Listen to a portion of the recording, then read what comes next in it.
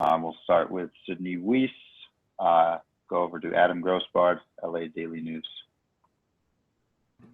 Hey, Sydney, second game against Seattle today. Just does anything stand out in film in terms of like how they've evolved as the season's gone along?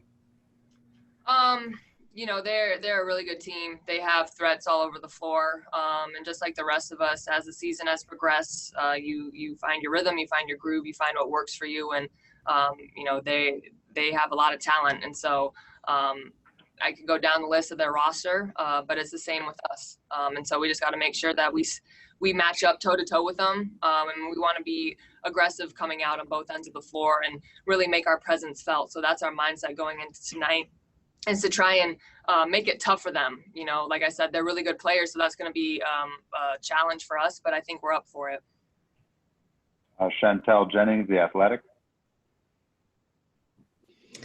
Hey, Sydney, non-Seattle question for you. About 2 weeks ago, you tweeted out a throwback photo of yourself and Diana Taurasi. You look to be maybe 10 years old in the photo or so. I was curious if you could kind of tell the background of that story when you met her, and then kind of talk a little bit about what it was like to be on the court extended minutes with her this season. That was her first year with Phoenix, and they were hosting a camp for kids at a local high school. And I was super excited because she was the #1 draft pick and Diana Taurasi. And so as a little girl, this is a dream come true. You can be in the same environment as her and be right there watching her, listening to her. And, the whole team is helping out the kids. And so that picture was from the autograph line at the end of the day. She had just signed my shirt, and it was like the Kodak disposable cameras, and I got the print back, and you could see that her eyes were sort of closed. So I was like, dang, like the one shot that I had with her, but like that's still legendary. And so I've had that picture. It's funny because like when I was a couple years later, I went to like this scrapbooking phase. I was terrible at it, but like, those scissors that like make the shapes when you cut it. So I had cut the picture, and I don't know if there was a double print of it, but that was the only copy of it that I had. And so I, for some reason, brought it on this trip. And so it was in my backpack, and I found it a couple weeks ago. And then I saw the picture of us playing, and I was like, this is like an incredible full circle moment that I don't take for granted. And I mean, even when I was a rookie in the league, being on the same court as her, it's amazing because I grew up watching her. I grew up such a big fan of her and idolizing her in so many ways and emulating her. And so to share the court with her, it's a dream come true for real. And I can't verbalize it too much because it's like I'm not here on my own. I'm thankful for the path that's been laid out for me, and that I get to be with Los Angeles, and I could talk for days about it. But yeah, it's incredible. So I will cherish both of those pictures. Sydney Nguyen, LA Times. Hey, Sydney, I guess speaking of great players, we know Candace is always Candace. But did you notice anything different from her? Have you noticed anything different, whether on or off the court, that you think has really allowed her to put together the season and jump into the MVP conversation? Like you said, Candace is always Candace, but you could tell a different level of intensity and focus from the minute that we got to this bubble. I think because of all the sacrifices that everybody has made to be here, but her specifically being a mother, having all the opportunities outside of basketball that she has. And then also age can be a factor too, protecting her body, trying to take care of it. And she chose to be here.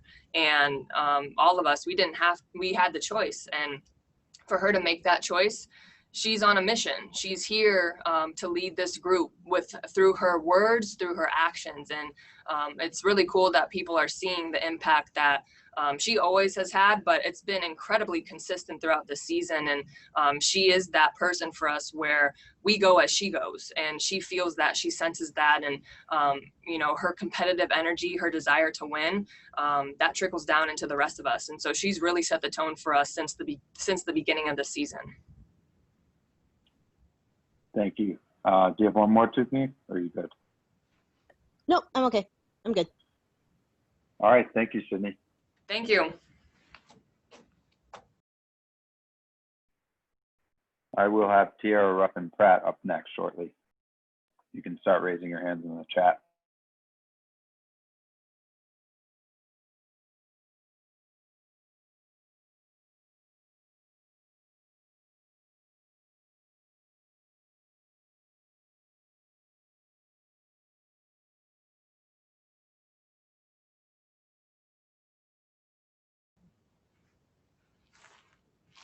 Hello?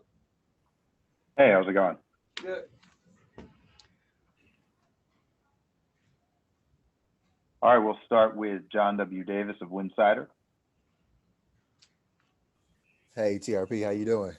I'm good. How are you? I'm doing well. Just got a couple questions for you. Uh, First, like to start with a non-basketball question. What has it been like for you, balancing basketball, but then having so many opportunities this season to speak about social injustice? Because, last year pretty much just played basketball, and this year you almost have two jobs down there. Stressful. No, it's been fun though. At the same time, it's a lot going on. We know we came here for a greater purpose. That's bigger than basketball. So being able to implement both, it's been a lot, but it's been fun at the same time to be able to do both. Play the games, but know that we're playing for something bigger than ourselves. But also being able to bring awareness to everything that's going on in this country and in this world. It was bigger than me, so I decided that would be my job for this season, to be able to use my platform, not just for me, for my family, for my teammates, and take on that role. Something else that might be stressful for you is playing the four, playing inside, banging. What is that like? Because I'm not saying you didn't sign up for it, but I mean, you kind of didn't sign up for it, but it's something you just have had to do the past couple of games. I'm kind of an all-around player, so wherever my team needs me to fit in, I'm going to take on that role. I've guarded fours in the past. I played a little bit of four in college. I played a little bit of four when I was in D.C. as well. So just being able to take on a challenge, no matter what, just play my game, make everything tough on defense. And I'm smaller on offense, so being able to take those bigger post players out and attack them from that area. So it's been different, but it's been fun at the same time, because I see that I'm able to do a lot of things, and not just be stuck in one spot. So it's been fun.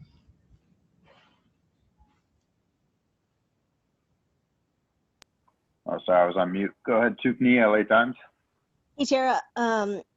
Speaking of defense, I know you're kind of the defensive, head of the snake for this team, and so I was just kind of wondering, from your perspective, what are the main areas of concern when you have to go against a player like Brianna Stewart? It's a team effort.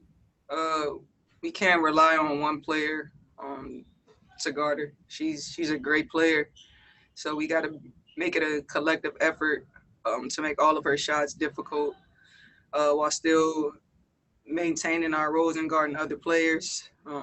So it's going to be a team effort. It's not just going to be a one-person job, and that's what we'll see today. Everybody helping in all aspects of the game. Adam Grossbart, LA Daily News. Hey, TRP, you talk about like being willing to do what it takes for the team. Like when you're trying to figure out like exactly the best way to help the team, how does it help you having a coach who was pretty famously successful as a role player on championship teams? He always talks about that the game is a team game. Stars are going to be stars and they're going to get theirs, but role players got to be able to play their role as best as they can to make the job easier for the star players. So for me, I've always been a defensive player, and that's been my role from the time I started in this league. So just being able to continue that, and then being able to help on the offensive end by knocking down open shots, because a lot of times players will leave me to go double team on our star players. So to be able to knock down them open shots and do what I can on the offensive end helps tremendously. Last question, Tukni, did you have one more? Yeah, I did. I just wanted to follow up on Brianna Stewart a little bit more.